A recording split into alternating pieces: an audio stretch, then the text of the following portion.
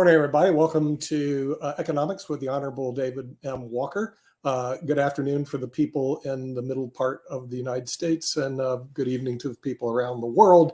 And today we're going to have a very interesting topic to discuss why there's this conflict going on in the Middle East. There's a big movement happening, which I have a poll on LinkedIn, the Pod TV LinkedIn poll right now, which has very interesting results. It deals with a subject matter that we're going to talk about today's show called Brics, which is an alliance between Brazil, you'll love these people, Russia, our favorite friend, India, are they our friend? China, what are they doing here? And South Africa. Okay, but that's not just the problem. Just like the SEC, if you follow college football, they are doing an expansion program. So Brics, which is an alliance, looks to be an alliance against the West, is adding more recruits. And here they are. How about adding Argentina to the team? Egypt, Ethiopia, Iran. Now, these are all our friends, right? Saudi Arabia and the United Arab Emirates. So it looks like this is expanding. According to the latest poll I have on the Pod TV, 51% say it's a problem, 39% or 30% or so say it isn't, and then 25% say, what is Brics? So we're here to let people know what Brics is. And with that, we're going to bring in the Honorable David M. Walker, the former Comptroller General of the United States. I'm sure you have some opinions since you introduced me to this grand old alliance called Brics. Should we be concerned about it, or should Americans put their heads in the sand on this one? Yes, I think we need to be concerned about it, but let's first talk about what it is and what it's evolving to be. Brics was formed 10 to 15 years ago, started out with Brazil, Russia, India, China, then South Africa joined, giving you the acronym Brics. But as you mentioned properly, Nick, that there's a number of countries that are set to join on January 1, 2024. Those are Iran, Saudi Arabia, UAE, Egypt, Ethiopia, and Argentina. Now, let's put this in perspective. Today, Brics represents 27% of the land mass on Earth, 42% of the Earth's population, and 33% of the GDP on a purchasing power parity, and 22% of oil production. But post bringing these new countries on, these new 6 countries on, Brics will represent 41% of global oil production. That's an angle you really have to look at. As we've talked about many times before, there are 4 things that really takes to be a superpower: economic, diplomatic, military, and cultural. Clearly, Brics is about economic. There's no question about it. And they could end up trying to leverage their impact on the oil market. They're also trying to move away from the dollar, and they're talking about creating a separate currency that would be gold-backed. And obviously, there's a lot they could do to make sure that you end up having to buy oil in that new currency. I don't think the United States is going to lose reserve currency status, but we are going to lose market share because of a number of things going on, including our own fiscal and monetary irresponsibility. From a diplomatic standpoint, most of these countries are allied. I might reinforce that India is the head of the non-aligned movement in the United Nations, which is 70 to 80 countries. From a military standpoint, it's not as much of an issue. It's really more economic and diplomatic. At the same point in time, as we've talked about before, Russia, China, Iran, and North Korea, among others, are aligned against the United States militarily.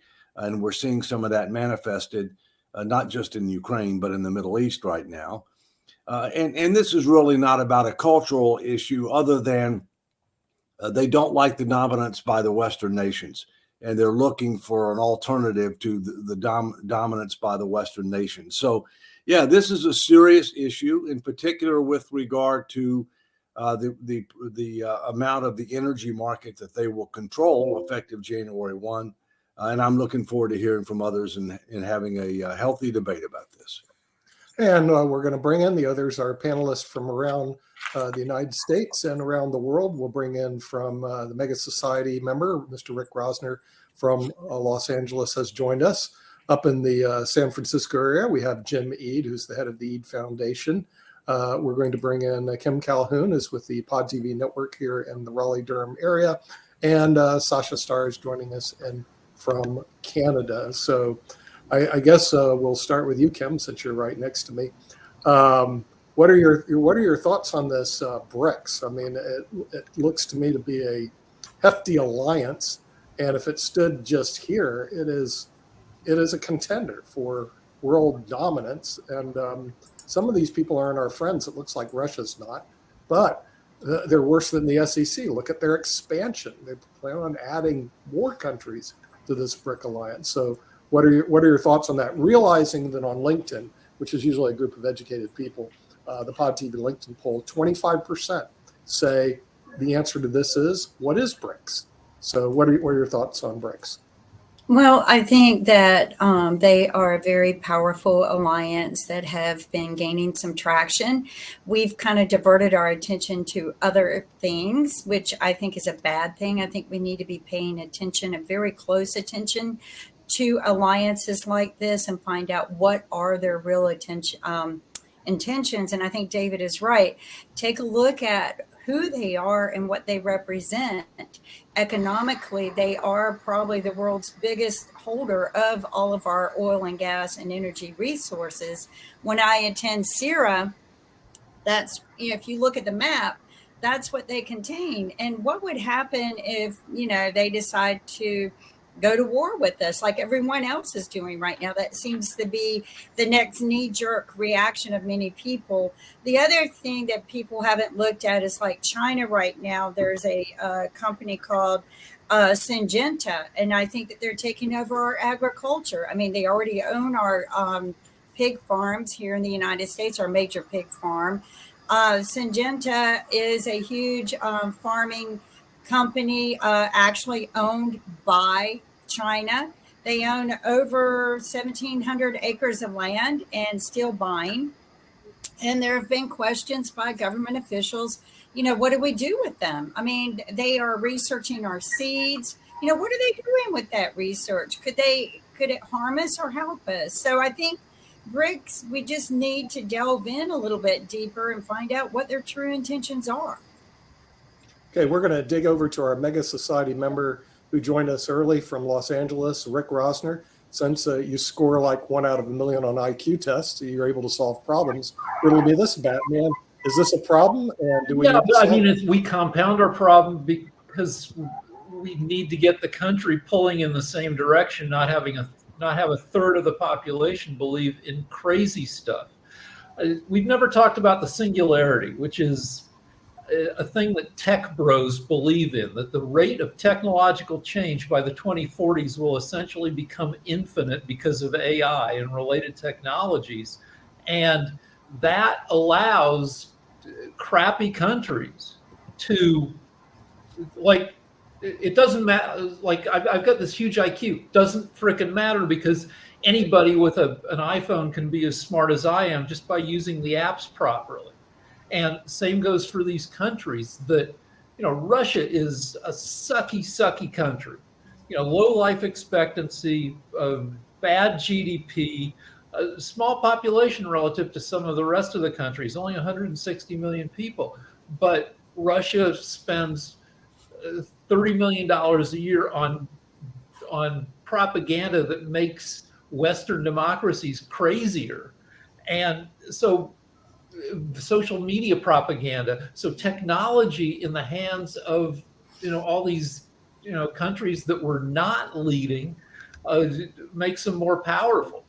And this is a terrible time for America to be divided and have incompetent government. Mm-hmm.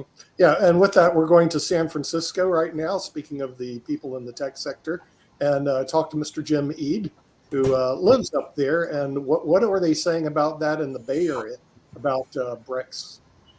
Well, I think David set the stage correctly by saying this is an economic group consolidation. Much like OPEC was, much like the EU was, They're aligned for solving their common problems. And when you read what they wrote when they established BRIC before South Africa, it's for non-interference, equality, and mutual benefit. Now, what is so threatening about that? Why are we so threatened? It's because we're afraid of losing our dominance, our position of dominance in the world, and telling other countries what to do. What if we start thinking about cooperating and mutual benefit? Why is that something that's scary? Mutual benefit. Now, we talk about Russia and China as our enemies. Well, Russia invading the Ukraine was definitely an act of terrorism, in my opinion, anyways. And we have to oppose terrorists. We have to oppose terrorists whenever they manifest themselves. And, China has not yet done that. We still have trade with China. Why not continue trade? I believe in engagement. Brazil, Argentina, they're suffering. These populations are suffering. They aren't real threats right now. But if they have mutual benefit by establishing relations with other countries, they might be able to prosper. Now, why should that threaten the United States? Why aren't we for the global prosperity? Why aren't we in favor of countries like Egypt becoming a better country so its population doesn't suffer? Why is that threatening to us?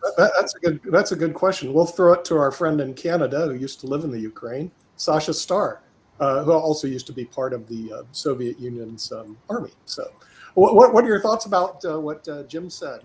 Are we threatened by BRICS, or should we ignore it, Sasha? BRICS is a very artificial organization that unites countries that have nothing in common between themselves. If you'll ask what Brazil has in common with South Africa, none, absolutely nothing. It's a bloc which was created by Russia, which goal is only single-handedly to hurt US anywhere, everywhere where it can't. This is the reason why it created the BRICS and now bringing all more countries which are helpless bystanders, like Argentina. Beside winning soccer world championship, what Argentina can do to dance their tanga or lambada until the morning? What else Argentina can do? Be realistic. What they are doing, they are useful idiots in the hands of Russia. China is playing very skillfully both sides. China, the more than anything else, they would love to have understanding with the United States. And I think it will happen rather soon, rather sooner than later. And then it would completely isolate Russia, and BRICS will be nothing but bunch of stationery and maybe a couple of telephone calls around the world. That's about it. Okay, we'll go to our international hedge fund manager out of Australia and get a view from down under. So Shaquille, should we be concerned about BRICS? I notice you guys in Australia and you guys in Canada are not part of this wonderful mutually exclusive organization. What are your thoughts? What are you guys saying down under? Well, before I answer that, because I actually want to respond directly to what Jim actually said, but I'm just going to quickly take a quick side note and just talk to Rick for a second. Rick, you said a few shows ago that you're Jewish. You're the only Jewish person that I'm aware of knowing who I haven't rung because I don't have your phone number. What happened out the front of the Sydney Opera House, which I know that you guys saw in the media, where there was a protest where they said, F the Jews, kill the Jews, gas the Jews.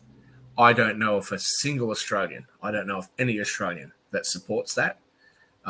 As you know, half of my family are Muslim. None of my family support that. What's just happened is an absolute disgrace. What's happened is in Israel, and the support for it in Western countries blows my mind. I don't understand it. It is an absolute disgrace, and my heart goes out to you and the other 15 million Jewish people in the world. Thank you. It's absolutely horrific. And please don't think that Australia or the Muslim community are supporting this, because they're not. As to Jim's comments, I think it's a really interesting position because, when you've got 30% of the world's economy under sanction or embargo at the moment, what do you do? What do you expect the countries to do? And I think there's a tendency these days in the West, and especially in the Five Eyes nations of Australia, Canada, the UK, New Zealand, and Australia, to say we shouldn't interfere in those countries.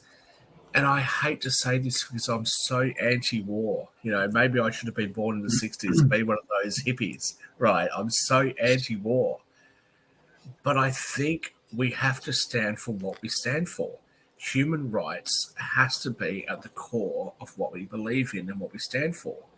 And the question is, when we see a human rights abuse, when we see something that we don't approve of, that we have agreed with internationally through the UN Declaration of Human Rights, through other United Nations things, when we say that we stand for liberal democracy, are we going to fight for it? And are we prepared to spend our money and even sometimes our lives to fight, or our children's lives, to fight for the freedom of others?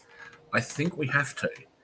And our reluctance to do that and to rely only on diplomacy, I think, is coming up short. And one of the reasons it's coming up short is because we're prepared to back it with military action. So, yeah, there's a lot of problems in the world. I think we need to start stepping up and saying, not on my watch. You will not do these inhumane things to other people on our watch. For the United States, geographically close to where you are, what's happening in the Southern American countries is terrible. I mean, Mexico has a bad reputation, but look at what's going on in all the other countries south of your border. The drug cartels, criminal cartels running the place. Do we just stand for that? Or do we just sit there and say, you know what, those people who want to get out of there, come to our country and we'll bring you into our country and incorporate you into our country, but we won't do anything about what's happening back in your country. No, I think that's wrong. We really have to start standing up and saying this is unacceptable and we will not tolerate it. And I know, Dave Walker, I know that puts an extra cost on the United States, but it's not a cost that should be borne by the United States alone. Just like when the United States supports the defense of Europe, the European countries should be financially contributing to that support. They absolutely should be. But unfortunately, the whole world has just relied on the United States. The United States has gotten jack of it and said, hey, look, we want to put our kids through college. We want to have what you have, Europe. We want to have healthcare. We want to be able to provide social services to our people. We're spending all of our money protecting you guys, and you guys are fraternizing with the enemy. Right? That's absolutely fair enough, but the sanctions and the embargoes aren't working. But as far as criticism of the Brics countries, I'll just say two things on this. One, as I've said many shows before, they're operating in their own interests. The Belt and Road Initiative from China, what a fantastic idea. That's something that we should be doing.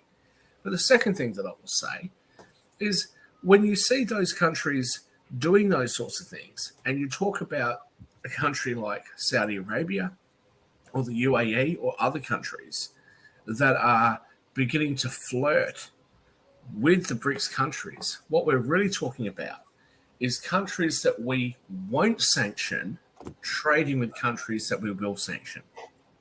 Okay? They get an advantage to our detriment.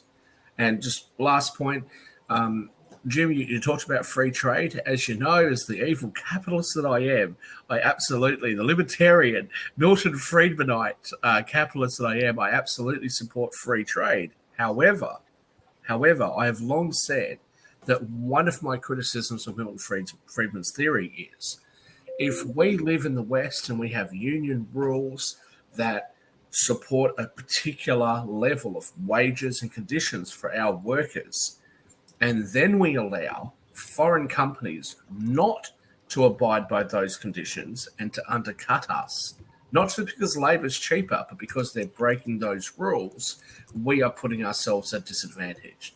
And the question is, do we put protectionist tariffs in, or do we do something about those countries? that is an issue that we need to deal with. But the bottom line is that we cannot allow other countries to not abide by the same playing rules that the rest of us have and then get an advantage over us because of it. Yes, David. Well, first, let me say, Shaquille, I like your shirt very much. Okay, and It's a new one. You It's a had, new you, one. had, you had a lot of provocative comments there. Several comments. One, having been chairman of the Audit Committee of the United Nations and being able to see the UN at work for 5 years firsthand, it is run by a bunch of diplomats. And the current arrangement for the Security Council is such that you can't expect the UN to do very much on things that really matter.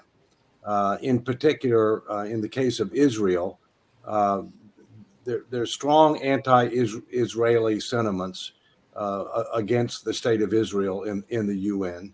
And the U.S. obviously is very much allied with Israel. But many of the other countries that are part of the UN are not. Plus, with every Security Council member being able to veto any particular action that's proposed, which includes Russia and China, then to the extent that things are happening in places like Ukraine or Israel or whatever else, the UN is further neutered. Thirdly, the UN has no army. It does have peacekeeping forces, but the way the peacekeeping forces work is countries will end up lending, for pay, I might add, they get paid, some of their military forces to the UN. They'll wear UN helmets or whatever, but, those are peacekeeping forces. In addition, I totally agree with you that the U.S., as the so-called leader of the West, quote unquote, okay, has an obligation to be able to intervene in appropriate circumstances in order to protect, in order to protect our national security, our allies' national security, and to fight autocracy and other things that are going on that hurt everybody. But the problem is that we tend to do way more than our fair share. In addition, let's take Ukraine as an example. I'm all for helping Ukraine, but we've done way more than our fair share. And now Biden's asking for $60 billion more for Ukraine, without having an end game as to where this thing's going to end. And so my view on that is, hey, let's help Ukraine, but let's use a little bit of incentives and say that what we'll do is it will match what the Europeans give.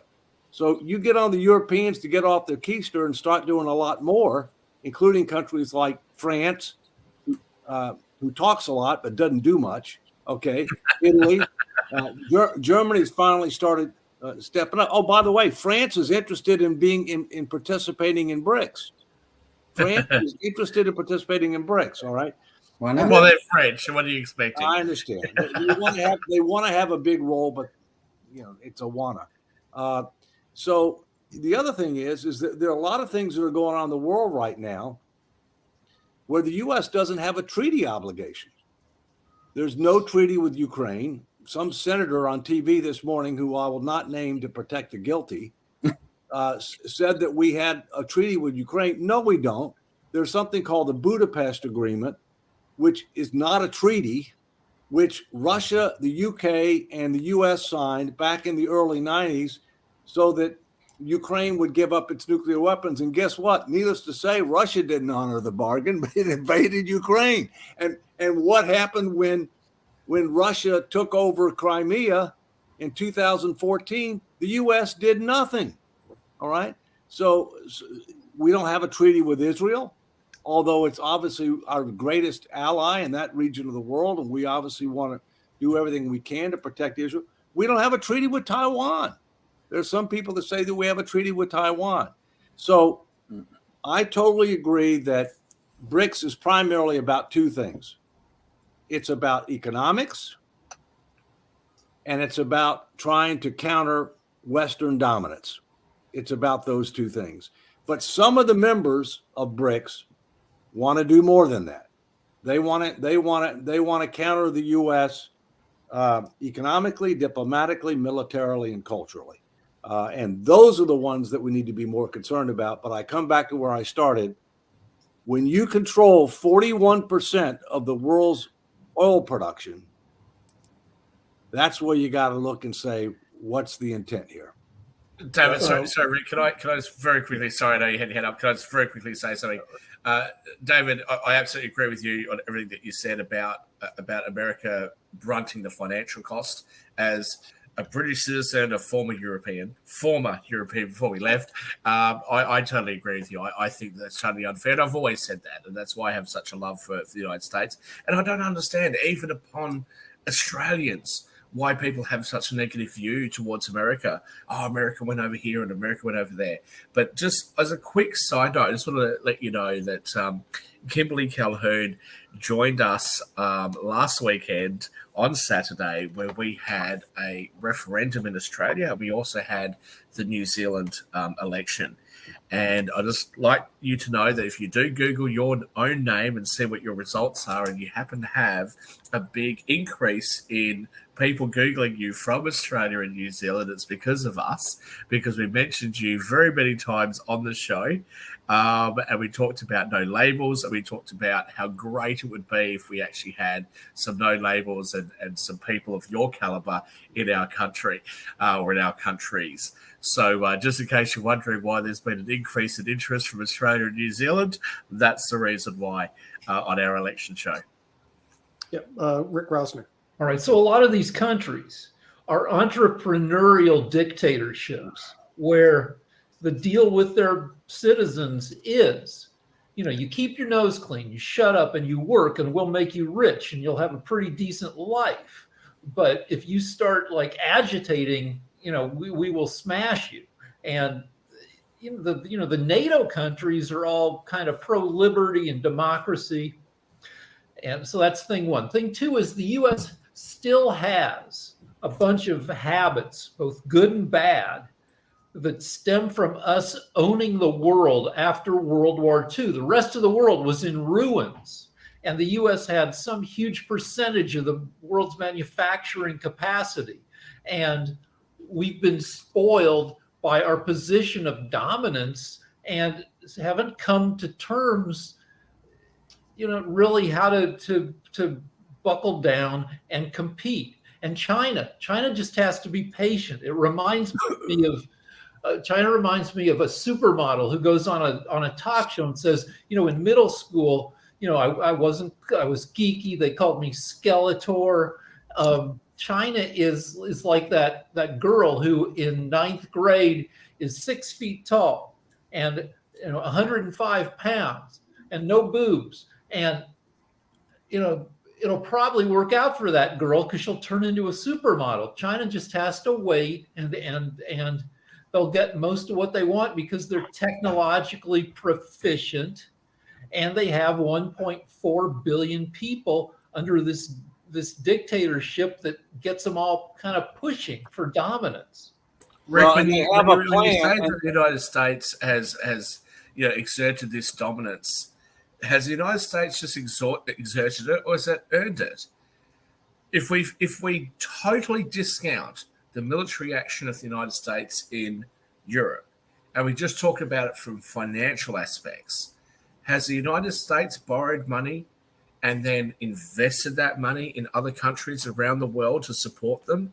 Why shouldn't the United States be in this powerful position, and why shouldn't the United States and its citizens reap the benefits of that? I'm an American, but I feel like I'm more patriotic about America's interests than most Americans.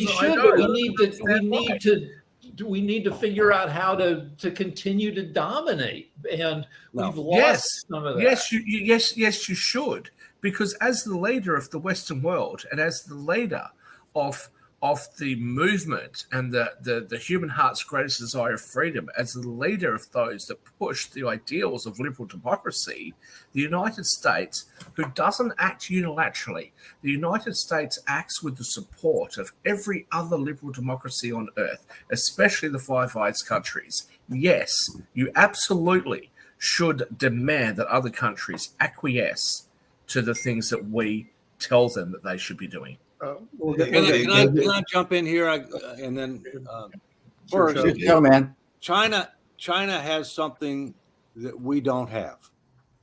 They Corruption. have a plan. They have a plan, and they're patient. But let me come back to what Shaquille said.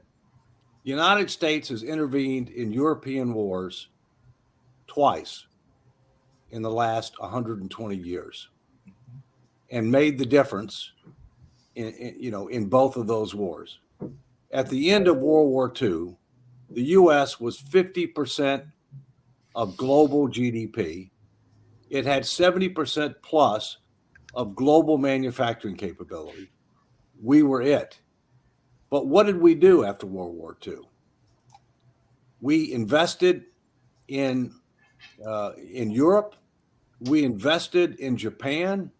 We even invested in the countries that were our enemies during World War II in order to help them recover from the war, in order to promote economic development and opportunity. But what's happened is the United States has not recognized the reality that it's a new day today. Now we're about 24% of global GDP, so less than half. And that's on nominal dollars, not on purchasing power parity. China's already passed us on purchasing power parity. India is going to pass China by 2050, okay, in all likelihood. And so we are the leader, Shaquille, but leader doesn't mean that you get to dominate. And today we need alliances more than ever, because we have a number of challenges domestically that we've got to come to grips with, including the fact that our finances are stretched.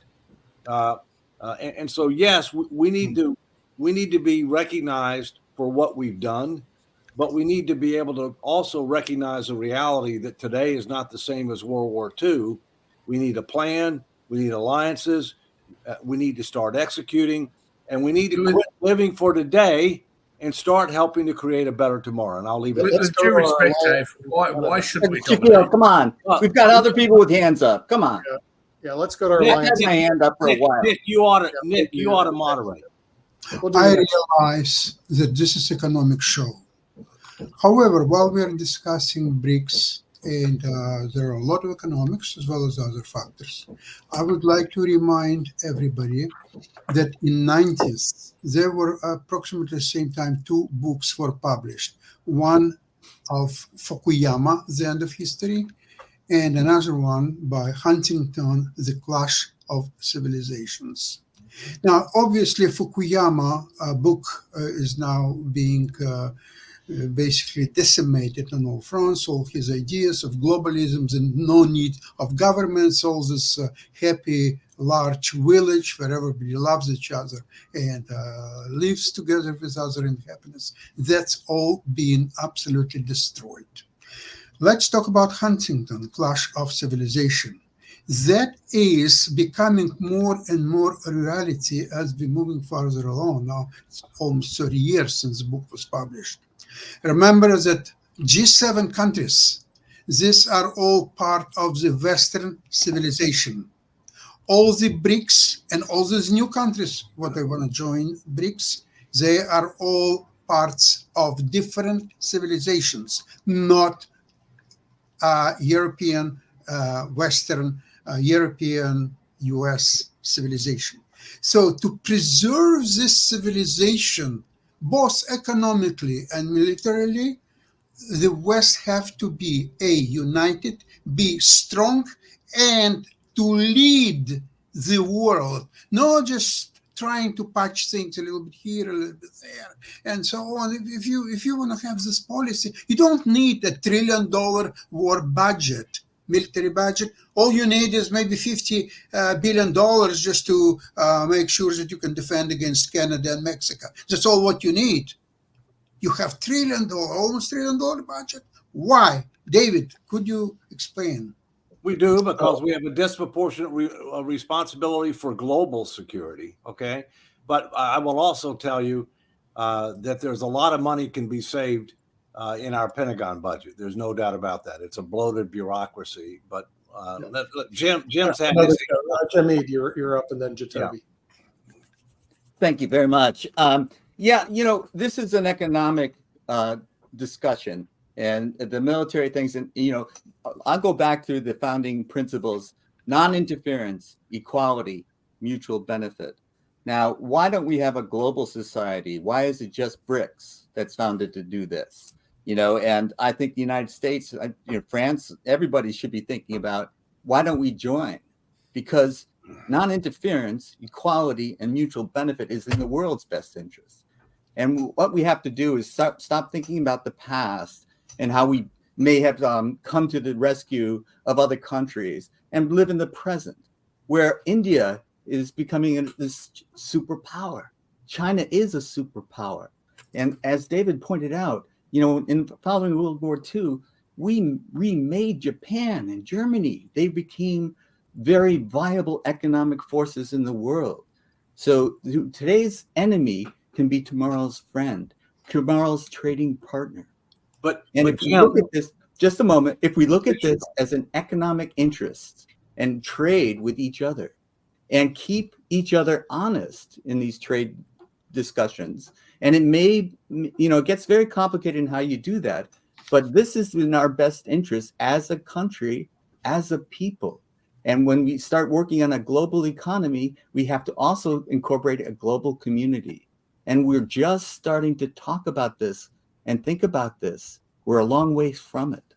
But Jim, I would respectfully suggest several things. Number one, just because they use certain words doesn't mean they're committed to those words. It's like politicians. Okay, they'll say one thing, but you know how you can tell when a politician's not telling the truth? He's moving flips. Okay. Secondly, and Megan Trainor did a good song about that. The second thing is you're talking about why the UN was created.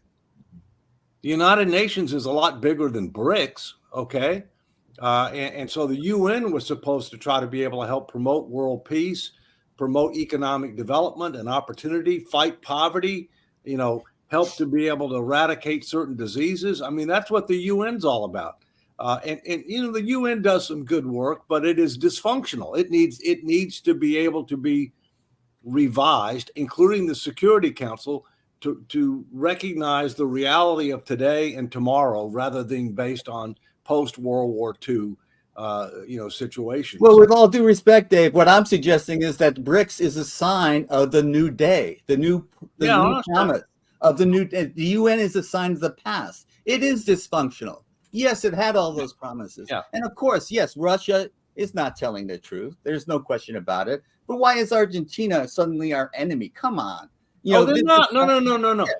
Brics. It's an economic situation. It's an economic organization. It's economic, like the EU. Well, it's economic together. Trade with them. It's economic, and to counter what they believe is a disproportionate influence by the United States and the West. I mean, Correct. That's what it is. It's not military. They're not enemies because they're a member Correct. Of that. And by the way, one of the things we got to think about, Jim and others, and I'll stop here. India is a wild card. Yes. India is going to have the largest population in the near future, okay, if not already, okay. India is growing. India is a democracy, the largest democracy. India is not going to ally with China militarily, okay. It's wanting to create its own influence, but India plays it both ways. Sure. They've got very close ties to Russia. And so they're going to be a particularly important force. I'll tell you somebody else who's going to be important economically and potentially militarily. Turkey. Mm-hmm. Turkey's a wild card. Watch out. All right. Jacoby, you're up. So, Dave, this is why I enjoy talking to you sometimes. It's great because I think I agree with a lot of what you say, and then it's good to hear from different perspectives. In terms of, because I completely agree that we don't have a plan, because I don't think that we're thinking future. No. We're not we're still stuck in the same archaic idea that we need this giant power, this blah blah blah blah blah. And I think if we look globally economically, is it possible? I'll put the question to you. Is it possible, because of the shift in us being more of a service country or service-oriented country, less of a manufacturing, even though we're trying to bring manufacturing back, but that's going away to automation. How, in your perspective, can we economically begin to, I guess, not really dominate or even focus on, hey, we must be? How can we create a coalition around future tech, similar to the way that I guess China and India are both pushing that future technology with AI? How can we as a country jump into that same boat and begin to build coalitions that way, which deal with the future technology and the future of the economy globally and not just in one area? Well, I think there's no question that it's in our interest to do that as long as others want to do that too. It's like a two-way street, right? Mhm. I think most Americans are for free trade, but they want fair trade. And not everybody wants, everybody wants something that's to their advantage. Okay. And so we got to get past that. The other thing that we're going to have to do in the United States that we have a real problem with is our K through 12 education system is in serious trouble. I mean, if we're talking about wanting to compete in the future, we need to re-engineer our K through 12 education system. We also need to fundamentally reform our immigration system to recognize the new realities that we're in a global economic Olympics and that we have to compete. But I'll come back to what I said before. I think, the U.S. is a powerful country. It's an important country. It's a leader of the free world. But we need to have a plan. We need to have more partnerships. We need to try to get past this as we versus they, like the newest thing, the axis of evil. Okay. That's the new axis of evil, I don't think it's inevitable that we're going to have another World War III. I sure as hell don't want one, but we need to start focusing more on the future rather than the past. Yeah. Rick Preston. So the U.S. needs competent politicians. Our current political environment lets too many scuzzballs, idiots get elected. Now, don't pat it. Don't pat it. Tell me exactly what you think. Yeah. Also, Don't hold back. like we need to counter 1/3 of the population being like swimming in nonsense, right-wing punditry, like the Alex Jones and Tucker Carlson and Hannity. Those people all make $30 million and more a year, like spewing bullshit at the gullible. And it means we're anti-science and anti-public education at a time when it's more critical than ever that we be pro-science and education. Well, I think you got to be a little careful, Rick. There are wing nuts on both sides. Sure. And there's a disproportionate number of wing nuts in Congress And in the Republican Party in Congress. So let me. That's fair to say, Dave. I'm an independent, so I'm an equal opportunity. I'm an independent speaker. I think Right. there's So wing nuts in both. gerrymandering. Well, I'm very independent. Let's get back to economics. Let's get back to economics. I'm The Republicans in the old I wanna days, when ask- they weren't crazy A like Hold on. very bizarre Economics. question. I want to ask a very bizarre question. I'm just very curious as to why we're not invited to Brics. Is it because our acronym will throw their name off? I mean, why are we not getting involved with uniting with them to see what's really going on? Why have we been separated? Why aren't we either invited or butting our nose in and saying, hey, let us join? Why?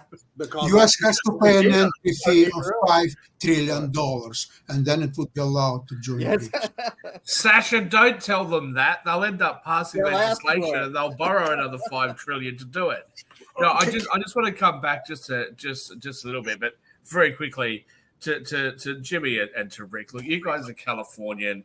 We know that you secretly have a crush on that Southern Belle, Marjorie Taylor. Oh, you caught me. You caught But, me you know, out. I don't know what you have against her. No, I do want to very just quickly say to Dave, you make the comment, well, why should America be doing this? Well, who else should? And you don't do it alone. You do it with everybody else. But to Jim, you make the comment about should we be neutral? And when you say we, you're referring to the When United did I say States. that? But should we? Well, When did earlier I you say said it should we neutral? interfere? I never said neutral. Well, you were talking about should we interfere. I'm misquoting you because it was a while ago now. You were talking about U.S. interference in other countries and should we be interfering in other countries? You made some reference of that. I have no idea what you're talking about. Please don't assign motives and words to me that I. Well, as I said, it was a while ago, so I may be misquoting you, and I apologize. I never advocated for neutrality. Okay. Well, I again, for the fourth time, I apologize if I'm misquoting you. But the position that many Americans have that they shouldn't interfere in the domestic arrangements of other countries, I don't agree with that. Because I think that the United States should do that for the same reasons outlined earlier. Domestically, we interfere when we see women, for example, being abused, or when we see children being abused. When we see that happening in third world countries and developing countries, we should get involved. And we get criticized for it. And we get told, oh, we're colonizing. Or we get told that we're, interfering in domestic affairs, or we're pushing our morality on other countries. Yeah, because that's what we all internationally agreed on. And that's exactly what we should be doing, in my opinion. And I know that sounds harsh, and I know that is something, and again, Jim, I'm sorry if I'm attributing those comments to you, but I think that's what we should be doing, actually, in the West. And it's not particularly a popular opinion right now, but I think that we should stand for what we believe in. I know the reasons. There's nothing wrong with leading by example. No one's ever said anything about that. Lead by example. I think it's more than just leading by example, actually. I think that we need to interfere with the affairs of other countries when they're doing things that we don't approve of. And let me just invade Iraq because of their. Come on, Shaquille, you're not making sense now. We don't invade other countries to make them treat women better. Absolutely, we should. Yep, I believe that we should. And I'm not with you on that. So my family, and I'm not an isolationist, although there's a strong that's isolationist tendency in the United States. So my family, my parents, my next generation up from me, moved to Australia because and to the UK because they wanted to have a better life, because they wanted to have freedoms and liberties that they didn't have in their home countries. Exactly. Okay? So I'm pro many immigrants do that. Now, we sit there and we take those immigrants in, but we don't help them in their own countries. Now, in domestic affairs, if your next door neighbor, if you think that he's bashing his wife, you call the police and you interfere in his home. If you think the person across the road is abusing their children, you call the police and you interfere with what's happening in their home. But for some reason, when it's happening in a different country, it's happening in a different country and they're abusing their women or they're abusing their children, we sit there and say, oh, baby, we shouldn't get involved. Absolutely, we should get involved. Because if we really believe what we say that we believe, hold on a second, and Jim as well. I had a quick question for Shaquille, because there are countries that have some very strong views against the LGBTQI community, and I know that there are some in Africa and a number of other parts of the world. Am I hearing you correctly in thinking that we should interfere in those countries because they have different belief systems in those kind of areas, and they've definitely had some very strong Supreme Court decisions and some very in their version of Supreme Court, as well as some other strong decisions. So, are you saying that we should interfere in those countries, even though we might have different moral views than they do? And everything along those lines, because I know there are a number of countries, we can go even to some of the genital mutilations and definitely around some very strong LGBTQI thoughts and everything. So should we be interfering in those countries? Yes, we should interfere. Yes, we should interfere when it comes to genital mutilation of babies. Yes, we should interfere when it comes to LGBTQ community members having atrocities pushed against them. Absolutely.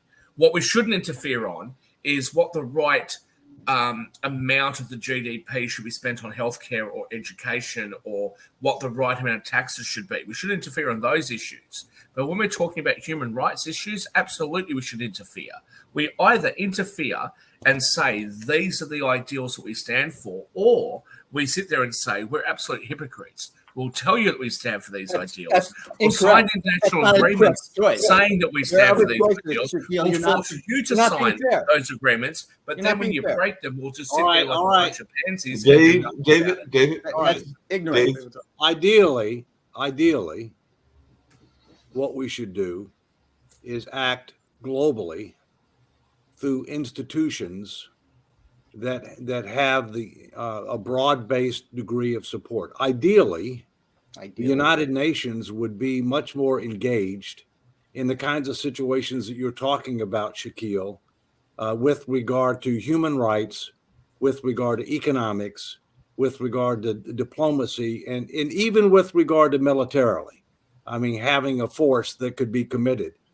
I don't think it's appropriate for the United States to unilaterally exert itself, nor can we afford to. But I think we could reform and enhance the UN to make it more relevant, because I don't think it's very relevant right now. And that includes fundamentally changing the composition of the Security Council to recognize the reality of today and tomorrow, and to not give any country a veto right. No single country should have a veto right over what the UN does, including the United States. Jacoby. Yeah, I was gonna. I mean, honestly, this is again where we agree again, Dave. Yeah, I mean, you cannot have one country try and unilaterally tell everybody else how they should act. So using the UN, bolstering it. On top of that, creating a coalition to talk about to work with these issues from women on the board, LGBTQ representation, all the inclusivity that you can have within that UN, and pushing that out there as it's working. And I think we don't give credit to where sanctions come into play, because to bring it back to the economic side, we should utilize those sanctions in those ways. That is your way of intervention, because you cannot militarily jump into another nation, because that's a war. So again, the best way, the only way through is economically and humanitarian aid, utilizing those economic levers to work through and get that aid for those LGBTQ who are being killed in Africa just because they're gay, or the women who are being abused in different areas across the globe and sold in sex trades, and the individuals within North Korea that are being tortured. I mean, there is a lot out there, and we need to work as a coalition, a global coalition, because we have to stop this isolationist idea and this ethnocentric idea that we know all. We have to work with global partners. We have to work with a coalition to get these things to work. Can I get back to Kim's question? We've been doing that for decades, and what we have right now is a bunch of countries that are forming the Brics alliance, because what we've done hasn't worked. We've put sanctions, we've put embargoes on them, and they've all joined together and formed a trading bloc. So you're saying just to quit? To do the same shit? Hold on a second, Dave. Let me jump in for a second, okay? First, let me get back to Kim's question. Kim says, why aren't we joining Brics? I don't think they want us, because one of the reasons that Brics was formed was to counter what they believed to be was the disproportionate influence of the United States and the West, okay? And one of the things that they don't like is economic sanctions, all right? I mean, several of these countries have economic sanctions imposed on them, all right? And they don't like the dominance of the U.S. dollar with regard to global trade, which is also one of the reasons why they're trying to develop support for a separate currency that might be a gold-backed currency. And I think where they're in the best position to try to make that happen is with regard to the energy markets, because after January 1, 2024, they will control 41% of oil production in the world. Hey, Dave, just really quick, I know we're winding down, but one of the complaints that I've heard people saying, even from the Brics country, is this notion of we can't even get our own house in order and everything because we've got a housing crisis. We've got a number of houses that are going up. I can speak of Durham, and I'm seeing all these houses that are going up, and they're not even at maximum capacity. And we have a homeless problem at the same time. And of course, we won't even talk about the penal system and what's going on with that as well. So I know that that's one of the complaints that the BRICS nations have. They're like, you need to get your own house in order before you can tell us what to do. And I agree with that. I agree with that. I want to address one thing, and that's why I asked that question. That's the questions we have to be asking ourselves. Why are we not part of that organization so that we can understand what their real intentions are, so that we can get our house in order to protect ourselves or to improve what we need to improve, because they are planning. They have their house in order. And right now, if they really wanted to, they could take over. So I asked that question on purpose, not just to be goofy, but to start setting into place what we need to be paying attention to. But they're specifically against us, right? That's why we're not part of them. That's Specifically against us. We sanctioned them and embargoed them. Sorry, Rick. So in our current social media and niche media environment, the loudest voices are the craziest voices. I'm on Twitter or whatever you call it all day, and I'll tweet that Donald Trump molested my dog, which is and we're bombarded with a fire hose of this garbage all day. And in Congress, because of gerrymandering, the craziest candidate gets elected, because in a safe district, safely Republican, safely Democratic, the primary determines who wins. That's correct. And it's the craziest, most extreme people who show up to vote in a primary. So you've got a bunch of people in Congress on both sides. Robert Menendez should be out. Matt Gaetz should be out. That George guy who took his donors' credit cards numbers and just ripped them off for 10, all should be out, but they're all protected, insulated by their media. Well, one of the biggest jokes is the Senate and House Ethics Committee. There was too many words. I wish there. I wasn't laughing. I wish I wasn't laughing. Dave, there was too many words there. It's called an oxymoron. One of the biggest jokes is the Senate and House. Oh, okay. Just left it at that. All right. We definitely have a problem in our country, and that's one of the reasons why I support No Labels, because Travis, the person who's been watching us from Australia, even said it. We have to stop creating the divide at the top, where they have created the labels and they divide us and them. And we need to begin it by just getting people in office that have no labels. They have no party favors that they're giving to everyone, that they are joining together to make a better place for the United States, not for themselves or for their party. And I think that was a true show for us when they got rid of our House Speaker, because he wasn't for his party. I have issues with that. Let me just say, as one of the national co-founders of No Labels, I support what you're saying. Today, the latest statistics I've seen, 48% are unaffiliated voters, including me.